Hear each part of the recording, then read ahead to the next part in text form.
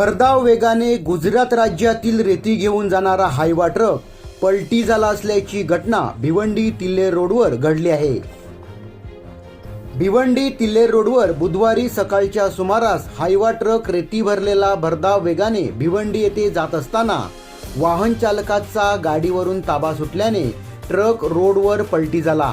या अपघातात सुदैवाने कोणतीही जीवितहानी झाली नाही, परंतु चालक किरकोळ जखमी झाला आहे। ट्रकचे काही प्रमाणात नुकसान झाले आहे। ट्रकमधील रेती ही गुजरात येथून भरली होती अशी माहिती मिळत आहे। शिरसाड वज्रेश्वरी मार्ग व तिल्हेर भिवंडी मार्गावर मोठ्या प्रमाणात क्षमतेपेक्षा जास्त मटेरियल भरून भरधाव वेगाने हायवा ट्रकची वाहतूक होत आहे। परिणामी अशा सुसाट वेगाने होणारी वाहतूक धोकादायक असून अनेक अपघातास कारणीभूत ठरत असून वाहतूक पोलीस व मांडवी पोलिसांनी याकडे लक्ष देणे गरजेचे आहे।